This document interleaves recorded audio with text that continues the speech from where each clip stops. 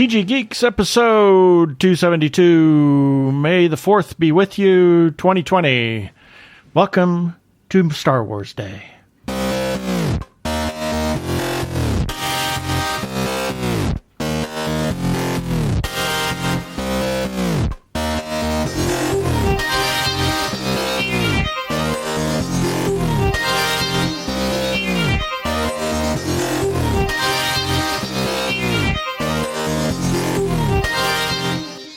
Hello and welcome to another webcast from tggeeks.com, where Ben and Keith, the Two Gay Geeks, talk about all aspects of geekdom and nerdery. I got tongue-tied there for a moment. Apparently. Sci-fi, comics, film, horror, genre, you name it, we talk about it. I'm Keith Lane. We're coming to you from TG Squared Studios in It's Already Frickin' Hot, Phoenix, Arizona. And I'm Ben Raggington. And we're stuck in the house. Yeah, we're in the house. Yeah, and I'm Ben Raggington coming to you from still quarantined, Phoenix, Arizona, on this Star Wars Day where I can finally watch Rise of Skywalker without having to pay for it. Yeah. So And that's one thing. I refused to watch the movie until it was made available on Disney Plus. So yeah, so I saw a meme on Facebook earlier and says we're just like the Maitlands in Beetlejuice. You know, we're stuck in the house and we wear masks. Have to wear masks, and we can't go outside because we're afraid of what's outside our front door. That's right, etc. Anyway, well, let's get on with it. Prepare for hyperdrive. Meanwhile, in the Hall of Episodes, the Two Gay Geeks are discussing this. Well, we have an interview with filmmaker Sophia Banks about two different films that she's made, and we'll find out about those whenever we talk to her. Have her birthday shout-outs, our featured podcast of the week, or not a podcast of the week. Everybody's favorite feedback, a couple of shout-outs, and then our second segment, we're going to talk about something that we just finished watching, and much to our chagrin because we're really late to the game on this one. Yeah, and then our weekly recap and our regular shout-out. So here we go.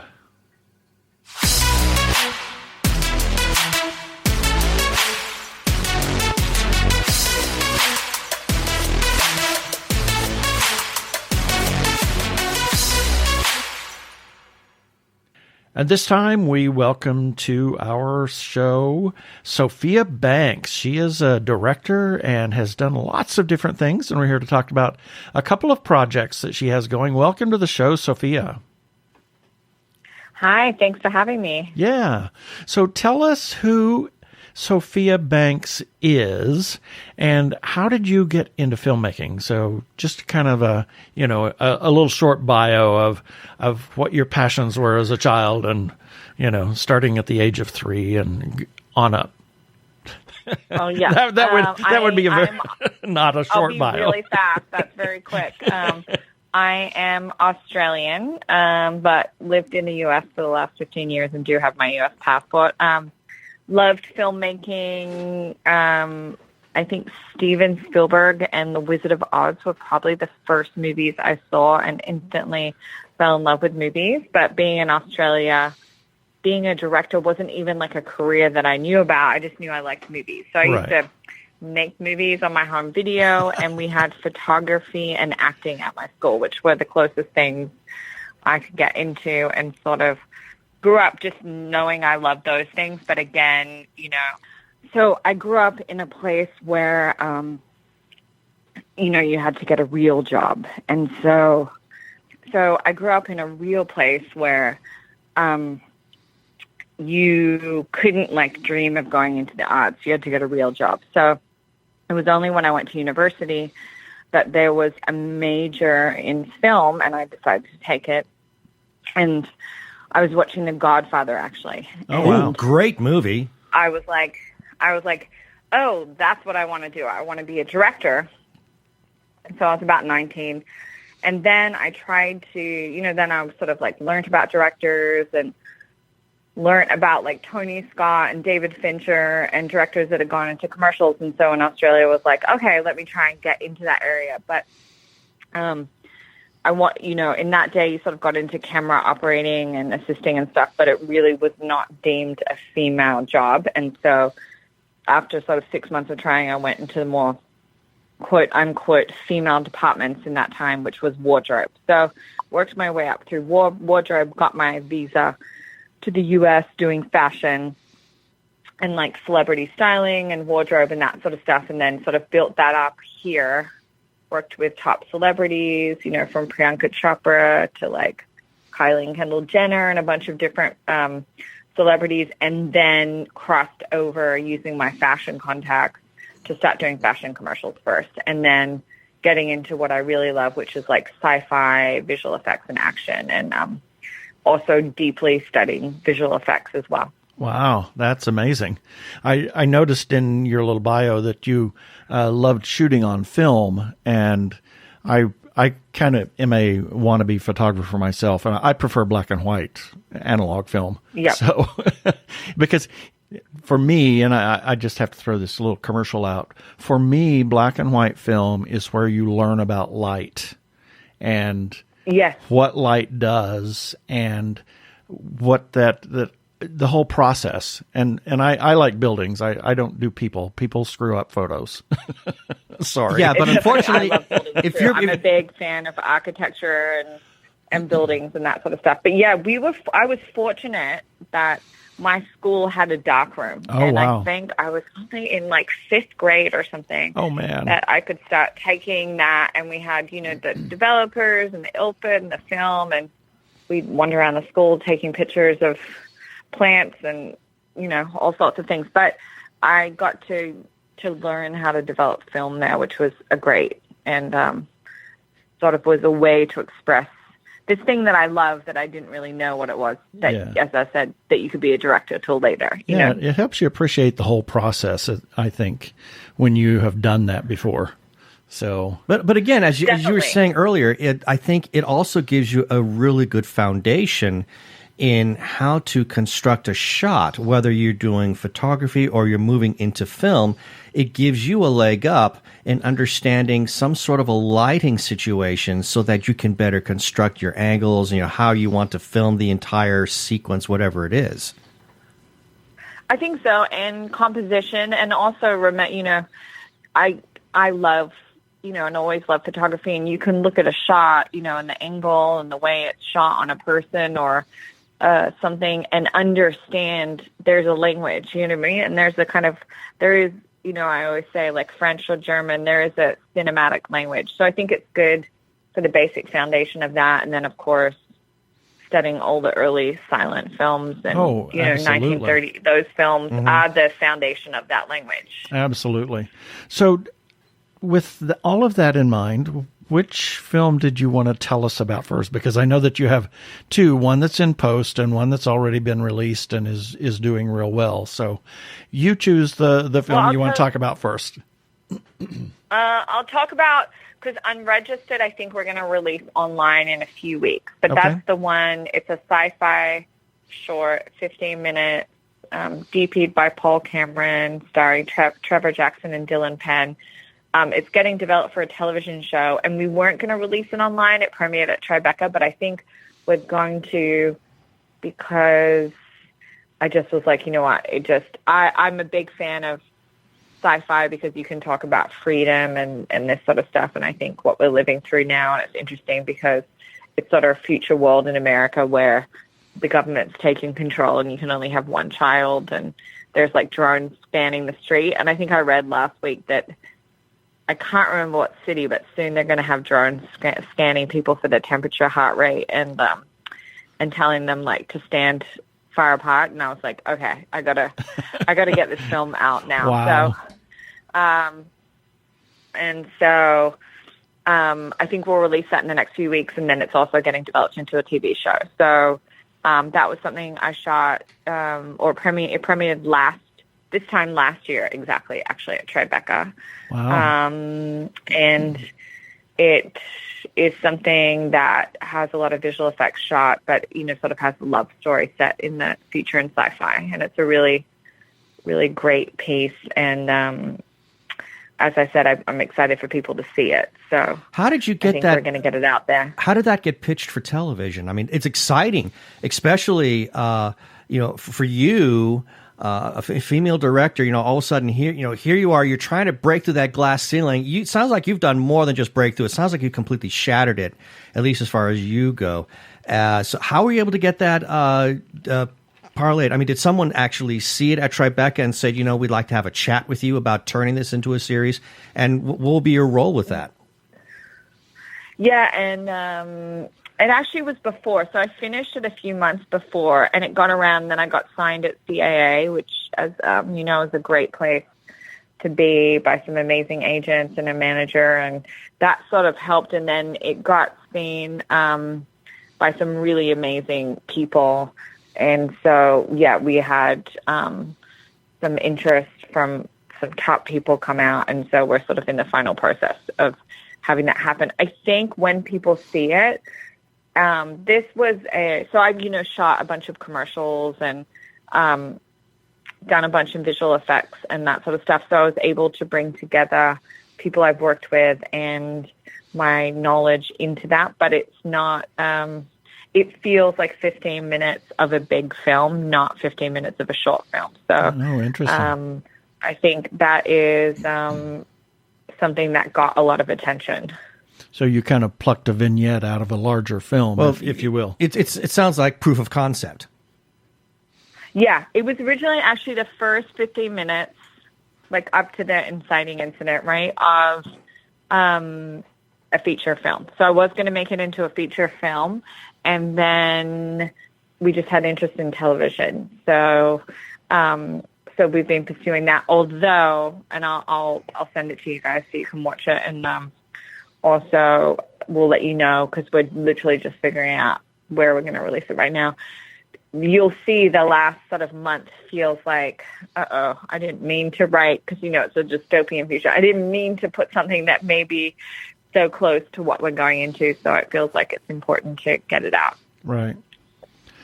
So with that one, and you have another one that you've shot and is in post-production, is that correct? Yeah. So we're literally, I would say, we're just finishing the VFX and the score right now.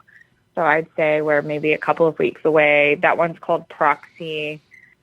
Super excited to get that out. It's another proof of concept for a feature, 15 minutes, based on in Japan. So in Japan right now, if you want to rent someone to play your husband, your wife, your girlfriend, bring someone to a party, go, believe it or not, go apologize to someone, you can hire people to play out scenarios in your life, or if someone didn't break up with you in the way you wanted to do, you could reimagine the scenario. So this is now sort of 7 to 10 years in the future, set in Los Angeles, and it sort of turns into a sci-fi thriller. Interesting. How did you? Okay, so.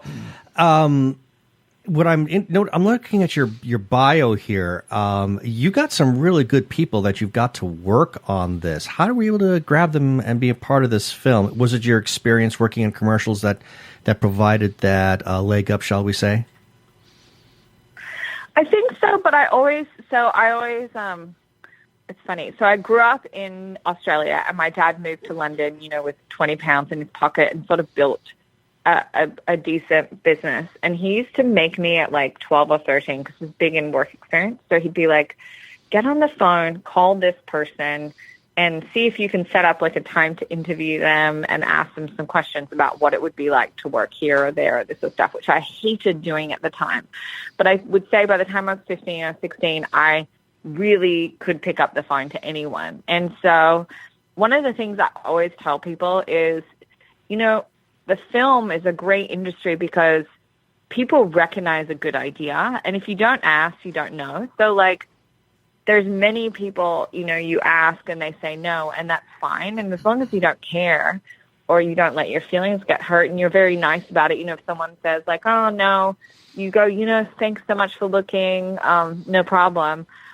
I feel like you gotta, I've always been like, reach for the stars, I always want to work with the best people. And so sometimes I just asked, and then they liked the idea. And, you know, I was very prepared. I'd go into a meeting and I'd have like a big binder with like 250 pictures and show them I'm serious and prepared and I have a vision. And you can sort of, I feel like, inspire people looking for passion and people that are sort of inspired to get things done. And so I think if you can show those qualities, then you can get people on board that may feel like they're above the project.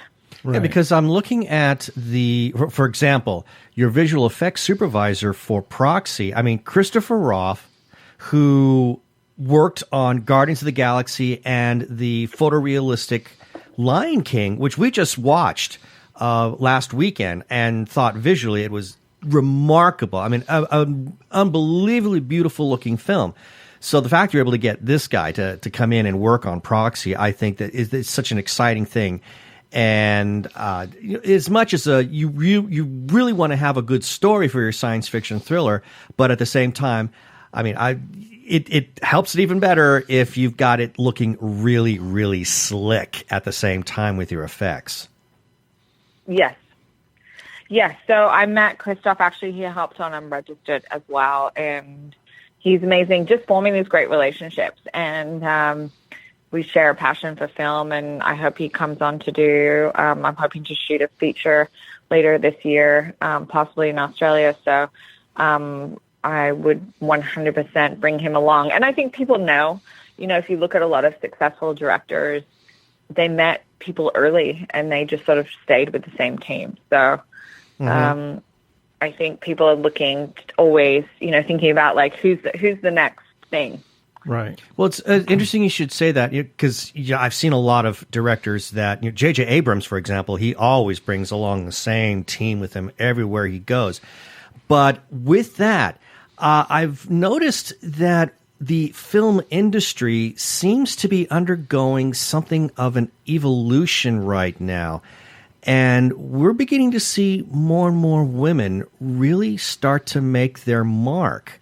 I would think that this has probably been a very fertile time for you to really start to carve out a niche for yourself at this time as we start to see some women really come forward and make some incredibly powerful films, both in terms of drama and in terms of pop culture. Yes, 100%. I think it's having not been such a great time and really being a boys' club, I think it's a fantastic time for women to sort of make their mark and be seen and at least get the opportunity to pitch or get in the room, which I think is great. Yeah, I just kind of, you were talking about that and what you said earlier, it just kind of made me think that there are a lot of really younger, what would you say, powerful stars that have made a ton of money, doing what they do. Number one, we talk about Daniel Radcliffe and there's Emma Watson. All of these younger people and some people here in the States too that have made a ton of money, and now they're off doing independent things. They're throwing money at projects. They're being in projects, and I'm wondering if that is not changing with their attitudes being brought into the filmmaking process and being younger, and it's turning away from being the good old boys club to being a more inclusive, not only of women but of the LGBTQ community, etc. Well, a community of diversity. Exactly. And the fact that we're seeing a lot of people, like you said, these younger people that have made a lot of money in the business now turning towards independent films, moving away from the big studio. It seems to be helping to grow this diverse world in the independent filmmaking community, which you're part of, which breaks over into the commercial side of it. You get enough traction on a film or on a project, and it's kind of wonderful. So, what do you think that that's part of what's going on here, or you have some idea? Yeah, I think that's happening, and I think studios are being pressured as well. People are aware, and women's films are becoming successful. It is 50% of the human race, And there is, actually so 51. often, Yeah. 51, exactly. So often, still, I'm getting, because I want to do action, sci-fi, those movies, you're getting scripts where you see, you start to realize, wow, women used to only be like the hot friend, the hot girl, the hot, or the best friend, or the this girl, and like not, you think how many nuanced shades there were of different male actors, right? And so what is also happening as women come on to helm these films, they're making sure that women aren't caricatures, so to speak. They're actually like real people. I don't know if you guys have seen Killing Eve, but I think that's written by Phoebe Waller-Bridge, and that female character is so amazing. She's a villain, but a very likable villain. And so I think we're beginning to see sort of women fill out and see women that represent women we know in real life, whereas that wasn't the case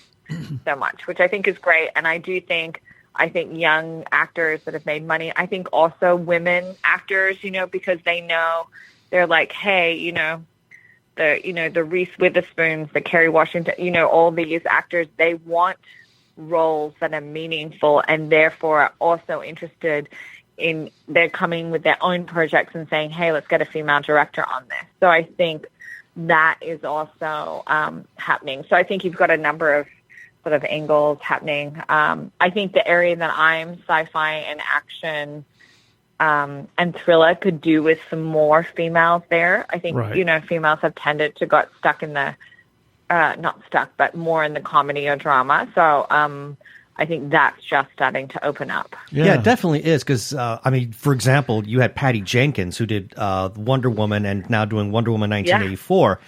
And she showed the world what a woman can do when it comes to helming what was probably one of the biggest action pop culture genre films of that year. So I think she really helped to let the studios know, hey, this is not just a man's only club. I mean, we can crank out the really popular stuff at the same time.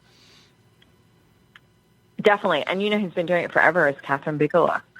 And so she was like one of the original with Hurt Locker, and she did Strange Days, which is a great film, and some of her original films too. So I think there's been a few, but now I think it's expanding. But I agree, and I'm excited. Black Widow has an Australian female director. Oh, very good. Who is, That's exciting because I love Black Widow. And I didn't realize that was a female Australian director. So now I'm really behind it. That's fantastic. And this is, again, a great opportunity for you. And I think the independent film community is really going to be treading new grounds now, because you're not beholden to what the studios have to say. I mean, you guys are doing this all on your own. And I've been saying this has been my big battle cry. I think when it comes to comparing films, I find that 99% of the time, I prefer what I'm seeing from the independent film world as opposed to what I'm seeing coming out of the big studios. I think independent films tend to be much better. No, 100%. So with all of that, if people want to learn more about, well, let's talk about you first. Sophia Banks, if people want to learn more about you and what you're working on, any social media presence, a website, where can people learn more about Sophia Banks? I think my two places, my Instagram, which is Sophia, Sophia Banks, Banksc, and on my website, sophiabanks.com. So those are like the two main places I am. Great. And in terms of any work that you've got finished, because you said you got Unregistered, that's done. That's still working out on terms of where you want that to be released. Is that correct? Yeah, but I definitely will be all over my social media. We're just figuring out the platform that we're going to put that on. Fantastic. Well, this has been absolutely fascinating. Thank you for being on the show with us this time. Oh, my goodness. Thank you so much. So fun, and stay well. Hello, this is Zachary Wheeler, science fiction novelist, and you are listening to the Two Gay Geeks. Gotta see what Zachary's doing. I know that they moved back to New Mexico. Yep. See if he's working on anything else these days, because the guy is such a great writer. Oh my gosh, yeah. So here's a few selected birthdays from May 4th through May 10th, 2020. May 4th, Audrey Hepburn, actress. Roman Holiday. I think she was just stunning in Breakfast at Tiffany's. I loved her in My Fair Lady. Oh my gosh, yes. Just to name a few. She had a tulip breed named after her in 1990. That's right, I heard about that. And she's was said to be, and I'm going to butcher his name, Hubert de Givenchy, his muse. Oh, really? He designed the little black dress in Breakfast at Tiffany's for her, which sold at auction for $920,000 in 2006. Amazing, huh? Then we have Lance Bass, singer, actor, NSYNC. He's now out of sync. Exactly. He's afraid of flying. Really? Yeah. Interesting little thing there. Maynard Ferguson, trumpeter, band leader. He was a session musician on 36 different films. Good grief. Yeah. I mean, well. A working musician. Exactly. And let's see. May 5th, we have Henry Cavill, actor. I really like him. I think he got a bum rap on playing Superman. I think he did a great job at playing what was given to him, so I don't blame him. And I loved him in Man from U.N.C.L.E. Yep. He did not watch any of the films or TV series in preparation for playing Superman. He used only the comic books as his inspiration. And then that got tossed out the window by what was given to him in terms of a script. Exactly. Then we have Michael Palin, actor, Monty Python. He was the one that found it the most difficult to keep a straight face. Oh, really? Yes. I had no idea. Yeah, I know. So he was always breaking character? He was always. Oh, I had no idea. And John Rhys Davies, actor, was Andre Cassell in Victor Victoria. Yes. Gimli. Which he hated playing because that mask. And Sulla in the Indiana Jones. Right.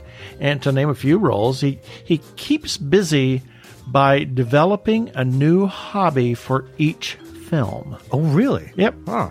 Yep. I had no idea. And actually, he gained, or he lost like 42 pounds with all the running they did. In Lord of the Rings, he lost a lot of weight. Came back to do pickup shots.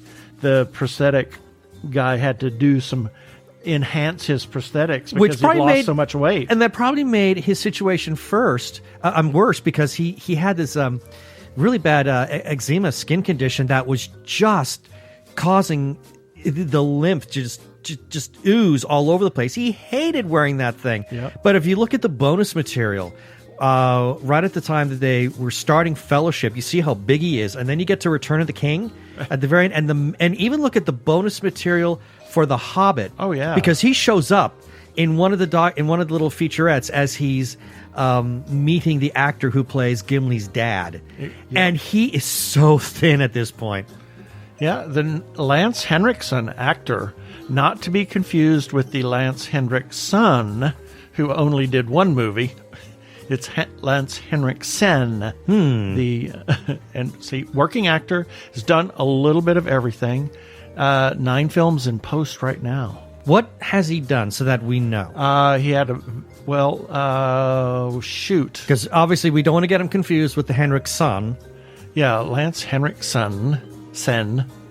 Oh, I have to go to IMDb now. Oh, bummer. Well, never mind then. A bunch of stuff. Because this is not like the guy who was in like Aliens or... Yes. That Lance Henriksen. That's okay. This is the Lance Henriksen. Okay, so this guy, he was in Aliens. He was in Terminator. Yep. This guy is a really dark actor. Yep. We saw him in a series that initially, I think it was called Millennium. Yep. And oh my God, I mean, even it got too dark for me. I had to turn it off because I just found it was disturbing. Actually, in his younger years, he lived a very colorful life. Indeed. Yes, lots of crazy things. Oh, did he now? Oh, yes, he was a crazy man. And he was also considered for Commander William Decker in Star Trek The Motion Picture. No. No, that would not have worked. Richard E. Grant, actor, Christmas Carol, Gosford Park. He was in Downton Abbey and many other things.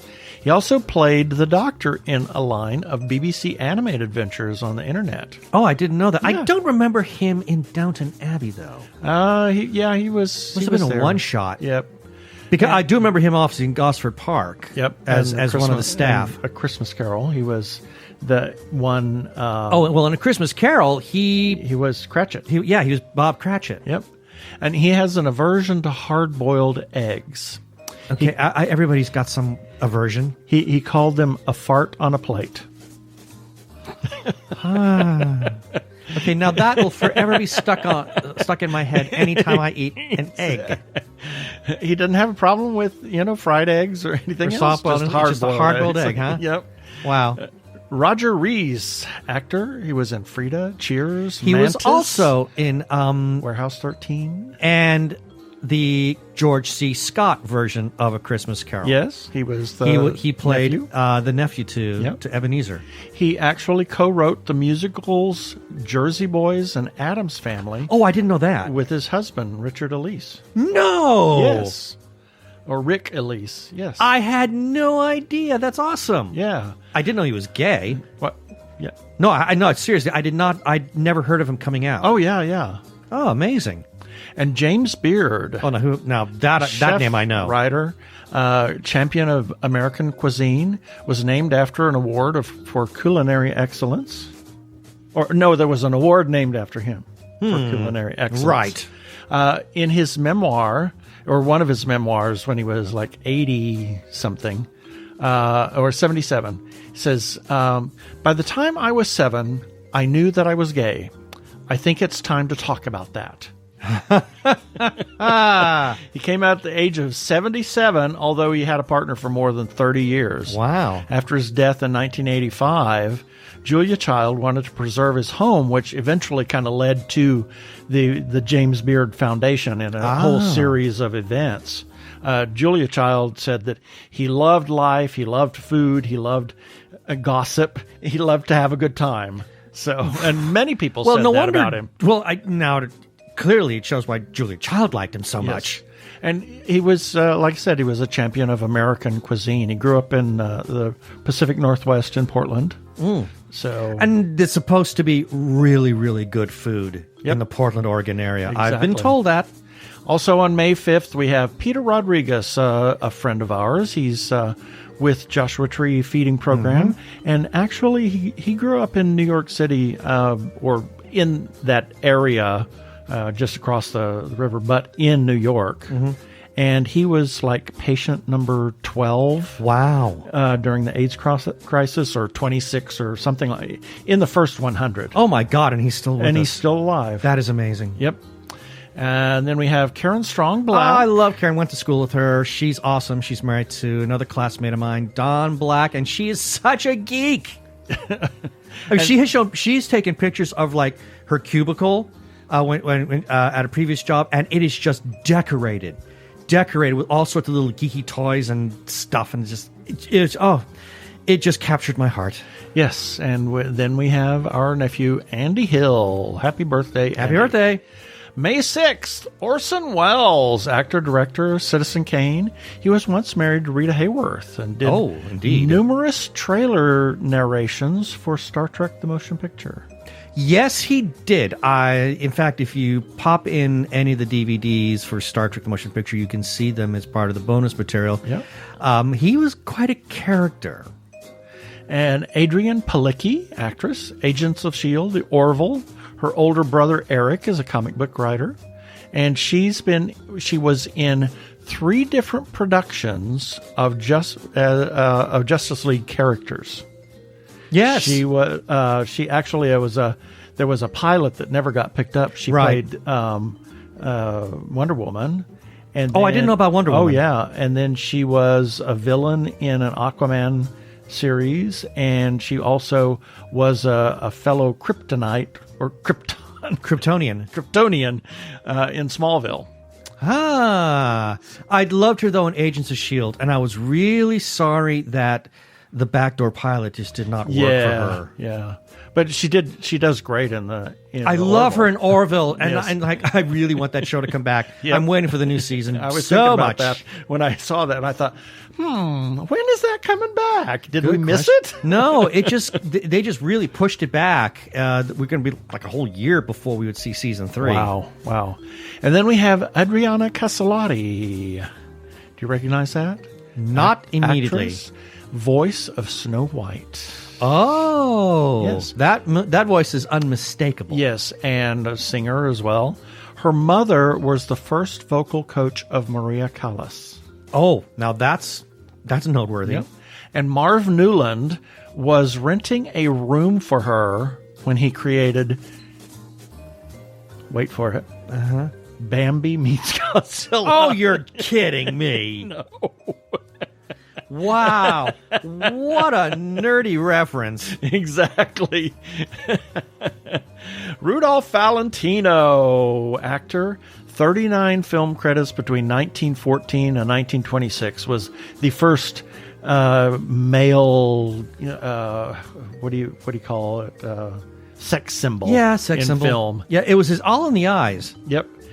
He is actually interred in what was supposed to be a temporary grave in the Hollywood Park Cemetery, now Hollywood Forever. What, did the entire Hollywood Forever Cemetery kind of grow up around it? No. Actually, June Mathis afforded him a spot in her crypt because he was so far in debt when he died that they couldn't even afford a funeral. Oh my goodness. And then when she died later, he was moved into her husband's spots. Did I'm guessing he must have died, or maybe he lost a job when talkies came around. He died in 1926 of really? peritonitis from appendix rupture. Oh my goodness. Yep. So that was before talkies. Exactly. Huh. And for many years, a woman dressed in all black would lay a wreath at his grave, and nobody knows who she was. Ooh, creepy. Yeah. Then we have good friend Brian Brown. And, wonderful. And wonderful. Randy Corman. Interestingly enough, just got a message from Randy. He was showing a picture of his horse Zeus that we met, right, and a trail that's behind his house. And I just come, I remember that. And he says, when this pandemic is over, he wants us to come back and visit. Yeah, I think that trail that he was talking about is the one that's just down. It's the one we road. took. Yeah, it's the one we walked on the last time we visited Yeah, him. Exactly. May 7th, Pyotr Ilyich Tchaikovsky, composer, most known for 1812 Overture and his opera Eugene Onegin. And then Johannes Brahms, composer, usually grouped with Bach and Beethoven as the 3 B's of music. Darren McGavin, actor. There were 2 Kolchak movies, and then the series Kolchak the Night Stalker. Right. And he was in The Christmas Story. Yes. He was the father. He was the father. And I loved him in that. And his way of swearing. Oh, it was terrific. It was nonsense, but he really got so good at comedy. And one of my favorite roles of his was actually playing the father of Murphy Brown. And anytime the estranged wife, I don't remember who that actress was, but every time they got together, we always heard some goofy reference like it was the Fellini family reunion, things like that, because the barbs that they would just throw back and forth. Darren was a genius. I loved him. Yep. And then we have Edwin H. Land, who was a scientist. He was the co-founder of Polaroid Corporation. His invention, which was called the Land camera, was the first instant film camera that went on sale in 1948. 48? In 48. Wow. I actually had one of those cameras.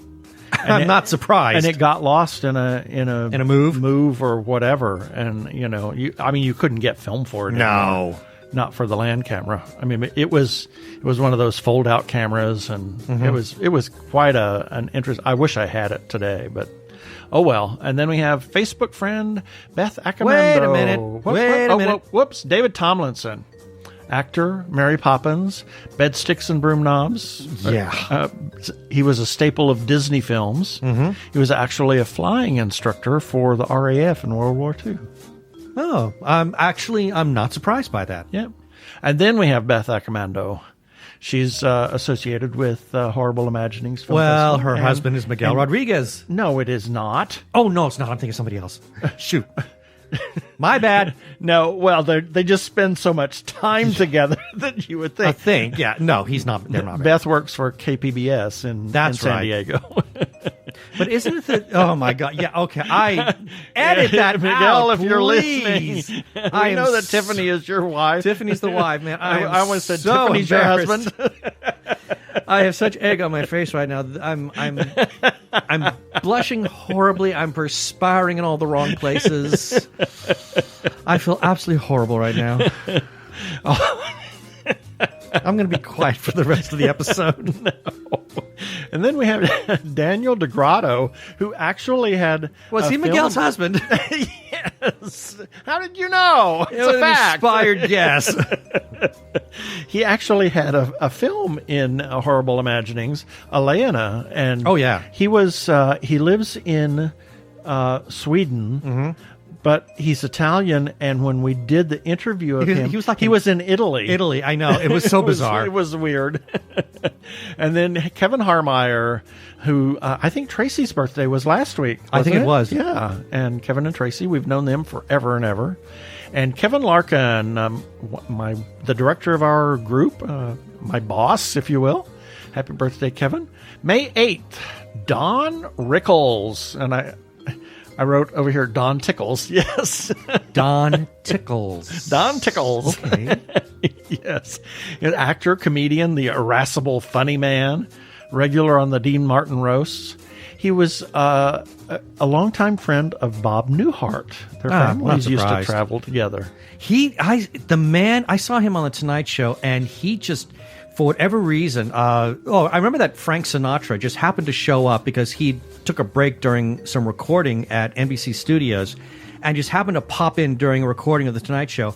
And Rickles just went off on this whole mafiosa gags right in front of Sinatra. And later it was said that Rickles sorely regretted it. Like, I'm afraid he was afraid he was going to get killed by somebody for doing all that. And then we have, Don Rickles died in 2017 at the age of 90. I know. What a career. And he worked up until just before he died. He was doing a lot of voice work. I mean, Mr. Potato Head. Oh, yeah. And then we have Stephen Amell, actor, Arrow.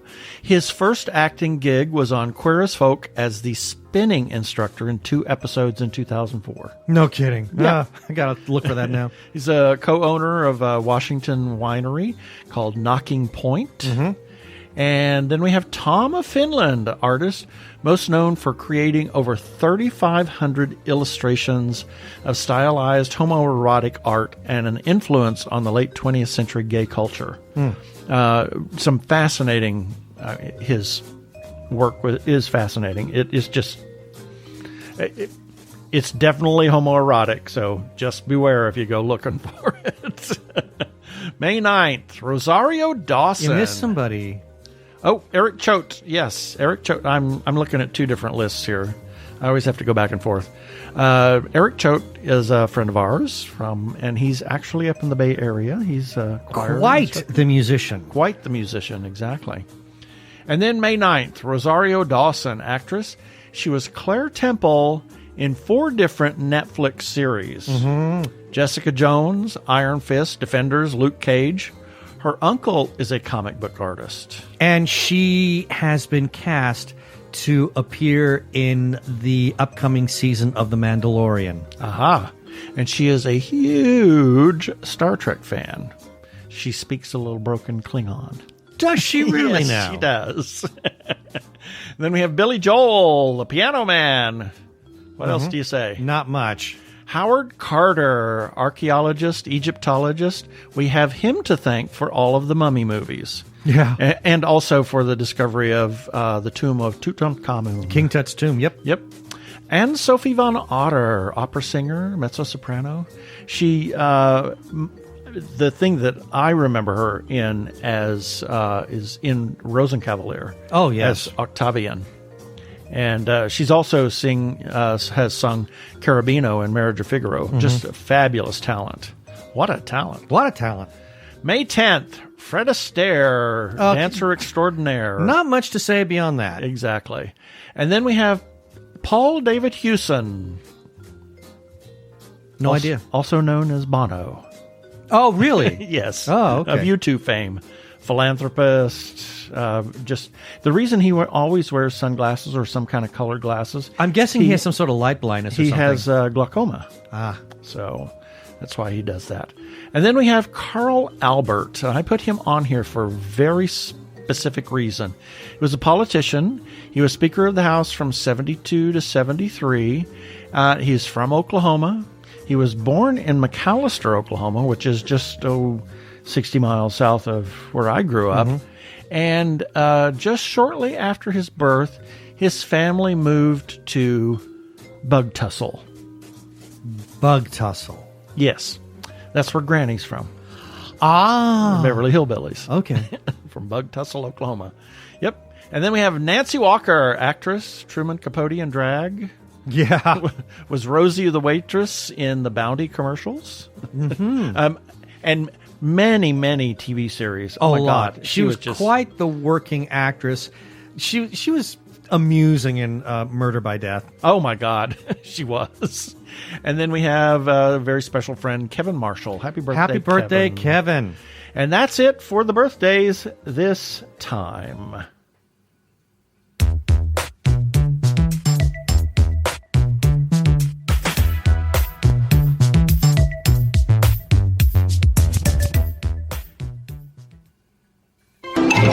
Hi, this is Holly. You're tuned in to Krypton Radio. It's sci-fi for your Wi-Fi.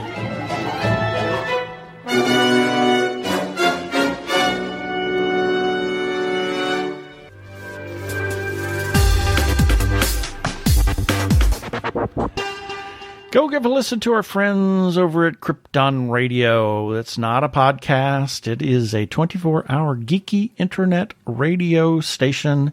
And Gene Turnbow is the station manager. And he's programmed lots of wonderful things. And you can hear us 3 a.m. and 3 p.m. Pacific time on Tuesdays. I'm Daniel Radcliffe, and I believe that reaching out for help is the bravest thing a person can do. If you are struggling and need support, call the Trevor Lifeline at 1-866-488-7386. It's free and confidential, and trained counsellors are there to listen 24/7 without judgment. To learn more about the Trevor Project's life-saving work for lesbian, gay, bisexual, transgender, or questioning young people, go to thetrevorproject.org. I want to give it a shout-out right now to Madame Askew's Temporal Entourage.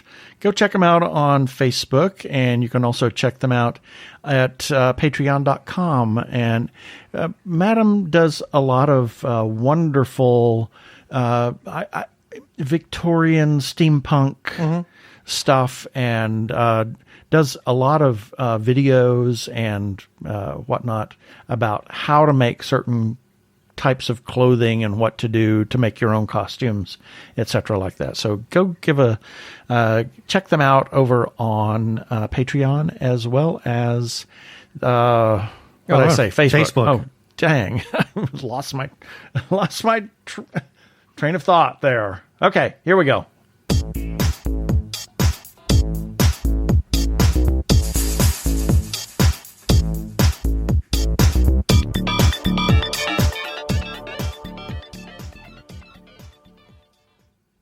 Get some feet. Stop that. I saw you. That hand off the mixer. Thank you. I was watching you very carefully there. Since we have a little bit of time. I knew there was going to be some hijinks coming from you over there. Yes, this is a feedback time, and each of these articles that this feedback generates will be featured in the show notes for this episode at tggeeks.com. Starting off with, regarding Hamish Downey's 5 questions with the creative team of Killer Unicorn. Got a comment. This is on Instagram. Got it from Mariola Productions. Huge thank you to the Two Gay Geeks and Hamish Downey for checking out our gay horror Killer Unicorn and giving us an interview. Read what Jose D. Alvarez, the actor, writer, producer, Drew Bolton, the director and editor, and AJ Mattioli, the producer, have to say about making this film. Killer Unicorn is now available on TLA Gay, Amazon, iTunes, Google Play, and others. Take a look at this campy movie and hashtag quarantine and chill with us for a bit. Then, moving on to regarding to TG Geeks episode 268, got a comment from Patricia Chica. She says, it was a great pleasure to be a guest on the TG Squared Studios podcast. Stupid cast? What? I copied it. I literally copied it from what was on Facebook. So this got a space. This is how it appeared. It was a great pleasure to be a guest on the great TG Squared Studios podcast today to speak about the current situation with film festivals and promotion of films during the COVID-19 pandemic. I was accompanied by the lovely Rebecca Louisa Smith of the Film Festival Doctor. Keith Lane and Ben Raggington always ask great, important questions independent filmmakers want to get answers for. And then lastly, this is also in regards to episode 268. There was some feedback in that episode from Charlie Adhara, who was thanking us for the review that I gave regarding her last of the werewolf book series of hers. Anyway, she says, "Hi, Ben. Thanks for letting me know about her feedback being talked about. I really appreciate the shout out. And wow, a logo mini-series would be an absolute dream come true." Yes, because John Smith on Twitter suggested that a logo series of her books would be a really great idea. She says, "I can't even tell you. I also enjoyed listening to the rest of the podcast." Yay! And wanted to say thanks for reminding me of Gail Z. Martin / Morgan Bryce. Her Badlands series is on my to-be-read list. And then I completely forgot about it. Truly the perfect time to be reminded. I hope you and Keith are doing well and can stay safe during these times. Best wishes. And that is our feedback for today. Yay. You can leave comments on our Facebook page or our website, tggeeks.com, and you can leave, because we publish everything to Facebook and we publish everything obviously to our website. You can each individual article or podcast episode, you can comment in those two places. You can comment on Twitter, because most everything gets published over to Twitter. Mm-hmm. You can comment on Instagram and ever else you might find us. You can also leave us a voicemail, because we have a voicemail line, a listener feedback line. You can call 469-TG-GEEKS. That is 469-844-3357. Leave a voicemail and we'll play it on air. And always remember, please play nice.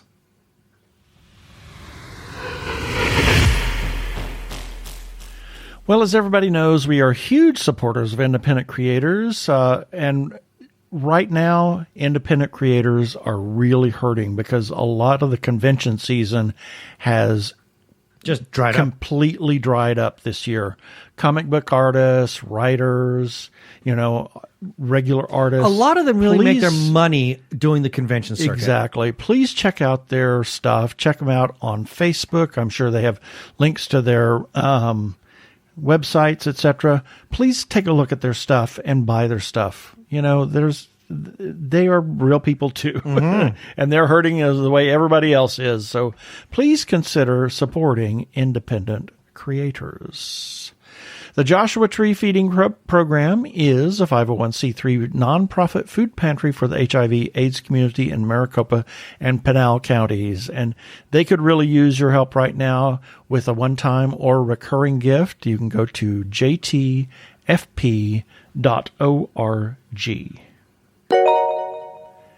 If you are trans or are questioning your gender identity, and if you are in crisis or are feeling isolated and need someone to talk to, or you know of someone in a similar situation, there is a special hotline just for you. The hotline is provided by translifeline.org and staffed by trained counselors who are transgender themselves. The hotline in the U.S. is 877-565-8860. In Canada, it is 877-330-6366. Or you can go to translifeline.org to learn about the important work they are doing. Please reach out for help. You are not alone. Yeah, baby. They're like two gay geeks. They're together, you know. They're two gay guys and they're geeks. Is that okay?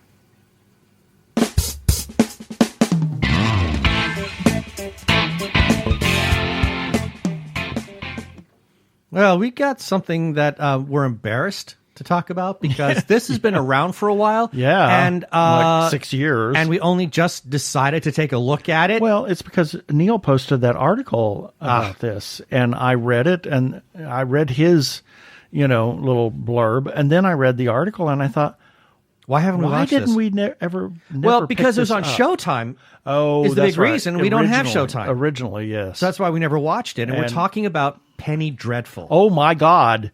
What a series. That is an amazing show. It is. That, I have to say that series is what the League of Extraordinary Gentlemen should have been. Yeah. And it's also what Universal's Dark Universe should have been. I think that's a good call. That is a very good call because you start pulling in all these different elements from the classic, the horror films of old Universal, Frankenstein, The Mummy. Well, we haven't had The Mummy yet. Although there's been a lot of talk about Egyptology. Right. Exactly. But we've had vampires. We've had Frankenstein's creation. And we were just introduced to the Wolfman. Yeah, in a most unexpected sort of way. Most unexpected, exactly. As well as other things. As well as many other things. I mean, and what I really liked about this is that not only did it just focus on this one little area of the horror genre, but it liked to kind of branch out a little bit and start pulling in other aspects. There were different types of magic that got involved. There was some satanic magic, and then there was also some really bizarre Egyptology, supernatural stuff that got pulled into this. This is the kind of stuff that I really like. This allows for some excellent world building that I think is really becoming prevalent in a lot of stories today.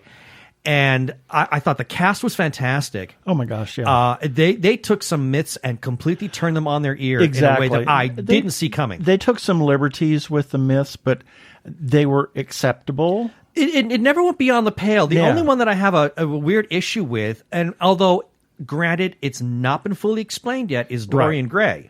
Well, but they haven't really explained it yet, so that's why I can go with this. Exactly, and also Frankenstein quoting Shelley. That was weird. That was strange. I had a weird time with that. I got to admit, Shelley wrote Frankenstein 70 years before this is supposed to take place, right? And then all of a sudden, now we have this doctor with a surname Frankenstein, first name Victor, who decides what he's going to fulfill Shelley's prophecy and become a reanimator of the dead. I don't know about that. They quote Shelley, but they never say what it is she did. Exactly. They never say what it is that she wrote or what it was about that she wrote, but they quoted Shelley. We may need to actually go back and watch that and get the quote and then find that quote, see where did she say that. Yeah. If she actually said it in one of her Frankenstein books, then I know that, okay, this is something very more than just meta going on here. You never know. But I said something about, I guess the next to the last episode, or was it maybe third to the last? Third to the last. It was in the last half. It was, I think it was where all the letters were being written, but the prose in this, it's beautiful. Is just, it's so period, and it's just beautiful. The turn of phrases. I know the prose. The prose is fantastic. It's not just dialogue. No, it isn't. There are some BS that people throw in. There are some beautiful descriptive terms that are being used in both positive and negative ways that you just sit up and say, "Wow, why can't I speak like that?" Exactly. So yeah, we're a little late. We watched the the entire first season. There's a second season we've been seeing it all on Netflix now. Yeah, and it's just incredible. There's a second season to watch, and then I think City of Angels, which is the most recent, that just dropped on Showtime. Yeah, so we'll have to figure out how we can.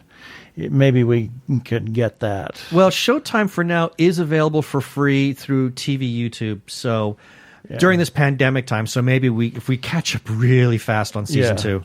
So anyway, that's it for that. So moving on.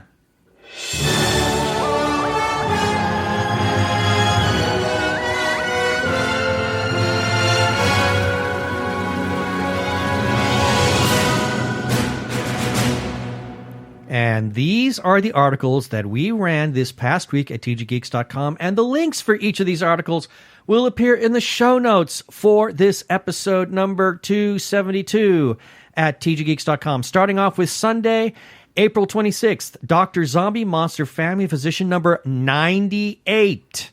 We're closing in on 100 people. I can't wait to see what Tommy has in store.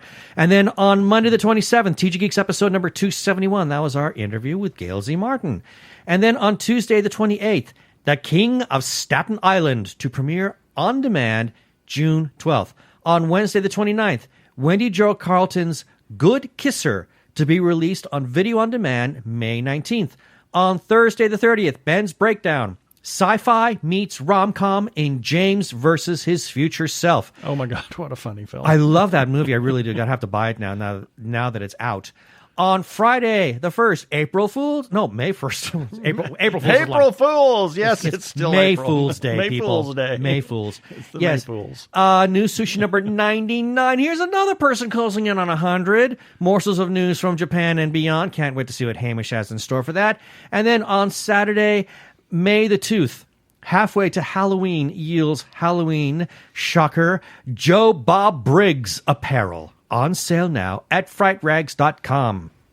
And you can find all these things at tggeeks.com.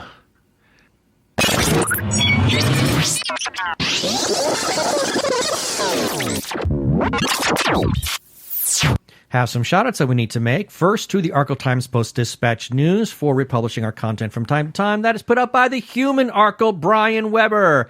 And you can find the Post-Dispatch News by finding him. You do that by searching for Arkle at ARKLE. And he also has the Shameless Cash Grab. He is wrapped up Season 4. And you can find him by going to youtube.com/Arkle Studios. Episode 4 was Columbus Day, and he should be doing his wrap-up in a couple of weeks, and he's continuing to play trick-or-treat games. Oh, well. It's a game, Trick or Treat, and he's in episode 4. Is that what that is? That's what that is. Okay. Yes. We're old fogies. Yes, we're old fogies, yes. And we need to give some shout-outs to a couple of Facebook groups for also allowing us to post our episodes and relevant articles on their pages. First, Two Gay Geeks After Hours. Big thanks to the moderators for literally saying, share away. And their URL is facebook.com/groups/Gay Geeks After Hours, all one word. And then to The Gay Geek for also allowing us to share our stuff there. And their URL is facebook.com/groups/The Gay Geek. And as always, we must give special thanks to their moderator, Jeremiah Reeves. And lastly, we can be found on Spotify, TuneIn, Stitcher, as well as where other fine podcasts can be found. Also, check us out on Krypton Radio. Why do I always get lost on this? Krypton Radio at 3 a.m. and 3 p.m. Pacific Time on Tuesdays. And listen to their other content, 24-hour geeky internet radio station. Please rate us and review us on iTunes. And don't forget to subscribe to our YouTube channel where you can start listening and then you can surf the internet on your device.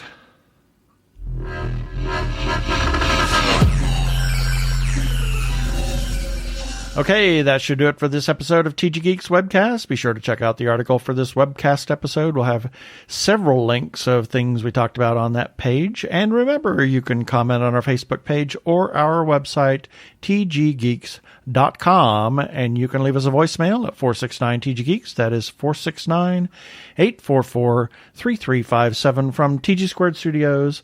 I am Keith Lane. Thanks for listening. Please be kind to yourself and those around you. Stay home and stay safe. Peace.